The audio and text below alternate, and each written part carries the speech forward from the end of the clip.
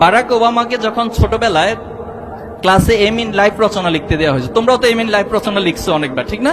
মুখস্থ করে লিখছো, I want to be doctor. Doctor হবা না কি হবা সেটা পরে দেখা যাবে, বাট আপাতত পরীক্ষা পাশ করার জন্য ডক্টর হিসেবে এম ইন লাইফ হিসেবে রচনাটা খুব ভালো লিখছে এবং খুব ভালো মার্কসও পাইছো আশা করছি। তো বারাক ওবামা যখন রচনা লিখতে যাবে এম ইন লাইফ, তিনি চিন্তা করলেন যে আমি কি হতে পারি। তখন ম্যাডামকে জিজ্ঞেস করলেন ক্লাসে অবস্থায়, সবাই লিখছে, ম্যাডাম পৃথিবীতে সবচেয়ে বড় কি স্বপ্ন আছে অথবা বড় কি এম ইন লাইফ রয়েছে যেটা অর্জন করতে পারলে আমি সবচেয়ে ভালো এম ইন লাইফ হিসেবে নিজেকে তৈরি করতে পারবো আর নিতে পারবো।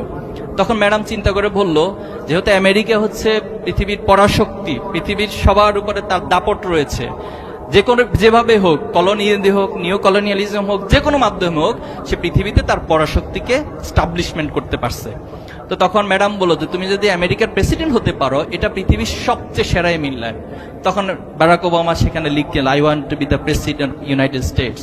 এবং পরবর্তীতে তিনি যেটা করলেন যে আমেরিকার যত প্রেসিডেন্ট ইতিপূর্বে ছিল সবার বায়োগ্রাফি তিনি পড়লেন, সবার লাইফ স্টাইল তিনি পড়লেন, সবার একাডেমিক কি কোয়ালিফিকেশন ছিল সেটা তিনি পড়লেন, সবাই তার পার্টিকুলার জায়গায় কোথায় কোথায় স্কিল ছিল, এই সব কিছুকে তিনি একটা হলিস্টিক জায়গা থেকে স্টাডি করে নিজের জন্য করণীয় ঠিক করলেন।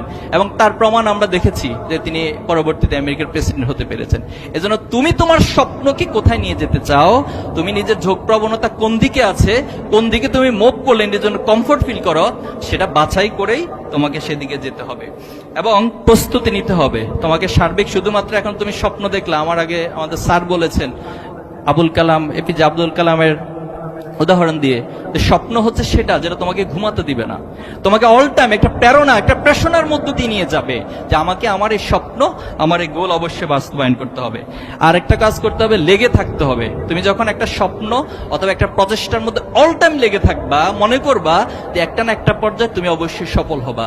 তোমার টমাস আলভা এডিসনের কাহিনী জানো, যিনি ছোটবেলায় ওনাকে শিক্ষক তার মায়ের কাছে চিঠি লিখেছিলেন যে আপনার সন্তান এতটাই অপদার্থ অথবা তার জ্ঞানের এতটাই স্বল্পতা, মেহেরবানি করে তাকে স্কুল থেকে নিয়ে যান, সে আমাদের স্কুলে পড়ার মতো যোগ্যতা নাই। অথচ সেই টমাস আলভা এডিসন পৃথিবীতে একটা চমক লাগানো কাজ করেছেন। আজকে যে বৈদ্যুতিক বাল্ব সেটা তিনি আবিষ্কার করেছেন। এই বৈদ্যুতিক বাল্ব আবিষ্কার করতে গিয়ে তিনি 10,000 বারের বেশি প্রচেষ্টা করেছেন, প্রত্যেকবার ব্যর্থ হয়েছেন এবং পরবর্তী তিনি বলেছেন প্রত্যেকটি ব্যর্থতা আমাকে আমার সফলতার দিকে ধাবিত করেছে এবং নতুন নতুন লেসন আমাদেরকে দিয়েছে যাতে করে আমি চূড়ান্তভাবে সফল হতে পারি। এজন্য আমাদের পরামর্শ থাকবে যে তোমরা তোমাদের আলটিমেট জায়গাতে লেগে থাকা এবং স্বপ্নের পথে অবিচল হেঁটে যাওয়া। পারবা না ইনশাআল্লাহ?